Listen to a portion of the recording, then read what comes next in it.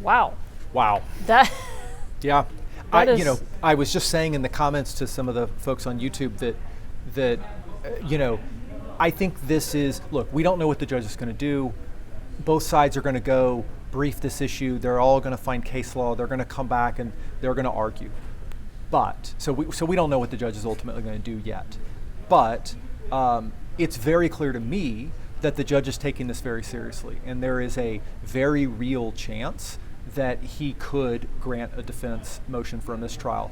Otherwise, if he was thinking, you're grasping at straws, this is ridiculous, we just move on. He would just rule, say, overruled, make your motion, move for mistrial, overruled, let's go. So the fact that he hasn't done that, I think, says a lot. This was kind of an unexpected curveball. Curveball of curveballs, yeah. Because I'm trying to remember a time, and I'm sure I have seen a time when a prosecutor's been put under oath. I think it has happened, but not something like this. Yeah, you usually see a DA investigator put on much more often because, there's a reason you put the DA investigator on, because they're not one of the lawyers in the case, and they can say, I was in the room, this is what I heard, blah, blah, blah. But in this case, and I think that goes to show how seriously the prosecution's taking this, because they didn't start with the DA investigator. They said, uh-oh, this is real. Let's call the prosecutor. Let's also call the DA investigator. That way we have two people, not just one memory. So yeah, it's something you don't see very often. Okay, so just to reset, what we had was a teacher was on the stand, and she was describing what she saw and what she heard. And a really key thing that she said was she described having seen a man in black with a rifle walking on the south side. However, as we learned, she did not tell that to the Texas Rangers when she was interviewed 4 days later.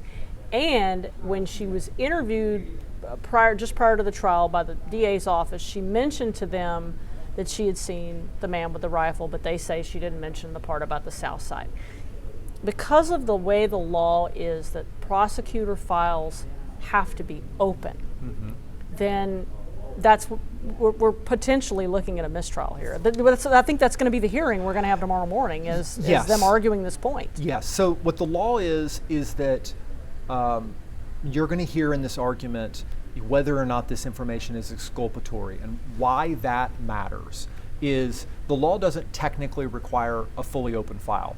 That, like I was saying earlier, is probably best practice for everybody because it saves you this argument. Right. It saves the prosecution. And this is exactly why. We're watching Exhibit A of why it is best. Yeah. And I would say for every prosecutor's office out there that is watching this is why an open file will save you a lot of trouble because the laws are different. Right. And I will say that rightfully so, because I've covered the criminal justice system for 30 years, and over seen cases where really important information was not handed over, and you saw people wrongfully convicted. And this is why these laws exist. Yeah. And they protect everybody. Yeah. And to my prosecutor friends out there, this is why you should take notes in witness interviews and you should turn them over to the defense. Because look, let's be fair to these prosecutors. You are focused on preparing for the biggest trial of your life. There are dozens, if not hundreds of witnesses. There's all these moving parts. There's all this video. There's all this body cam. It is a lot. It's impossible to keep every single piece of it in your mind all the time.